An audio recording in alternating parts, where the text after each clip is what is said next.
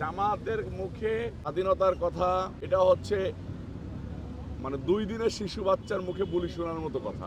জামাত যদি স্বাধীনতার শ্রদ্ধা নিবেদন করে, এটা আমার মনে হয় যে তাদের বুদ্ধির মুটকা খুলতেছে আর কি। স্বাধীনতা দিবস শহীদ রাষ্ট্রপতি জিয়াউর রহমান সাহেব যেভাবে পালন করার মানে শহীদ রাষ্ট্রপতি জিয়াউর রহমান সাহেবের অনুসারীরা যেভাবে পালন করে, স্বাধীনতা দিবস তো একটা বাংলাদেশের জন্য একটা মুখ্য বিষয়। এই দলের ক্লান্তি লগ্নে এসে শহীদ রাষ্ট্রপতি মানে দেশের ক্লান্তি লগ্নে শহীদ রাষ্ট্রপতি জিয়াউর রহমান সাহেব এই স্বাধীনতার ঘোষণা করেছিলেন। স্বাধীনতার ঘোষক শহীদ রাষ্ট্রপতি জিয়াউর রহমান। জামাত যদি শহীদ মিনারে গিয়ে স্বাধীনতার এই সময় স্মৃতিসৌধে যে এই সময় শ্রদ্ধা নিবেদন করে, এটা আমার মনে হয় যে তাদের মানে বুদ্ধির মুটকা খুলতেছে আর কি।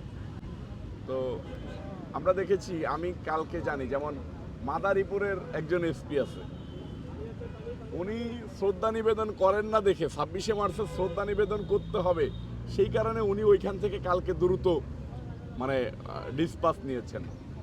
এটা খুবই দুঃখজনক।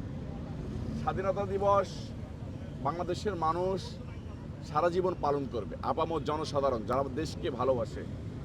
জামাতের মুখে স্বাধীনতার কথা, মুক্তিযুদ্ধের কথা, এটা হচ্ছে মানে 2 দিনের শিশু বাচ্চার মুখে বুলি শোনার মতো কথা আর কি। 2 দিনের বাচ্চা যদি কথা বলে তাহলে যেরকম বিশ্বাস করবেন, জামাত শিবির যদি স্বাধীনতার কথা বলে তাহলে মনে করবেন যে ওটাও সত্য।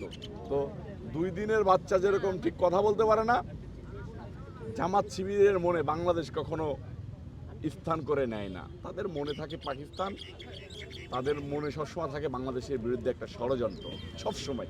আপনি দেখেন, কালকে আমি সোশ্যাল মিডিয়াতে দেখতেছিলাম যে 52তে তারা বাংলাদেশের বিরুদ্ধে ষড়যন্ত্র করেছে, তারা 71-এ বাংলাদেশের বিরুদ্ধে ষড়যন্ত্র করেছে, তারা 90-তে বাংলাদেশের বিরুদ্ধে ষড়যন্ত্র করেছে, তারা এই জুলাই আগস্ট আন্দোলনে এসেও আপনি দেখেন যে জামাত শিবিরের একটা লোক মাঠে নেমে মিছিল মিটিং করছে জুলাই আগস্ট আন্দোলনে। কোনো ছবি আছে, কোনো ফুটেজ আছে? নেই। জামাত শিবির মানুষের লুঙ্গির নিচে থেকে পলিটিক্সটা করতে মানে গুপ্ত অনকাইন্ড বলতে পারেন যে আপনি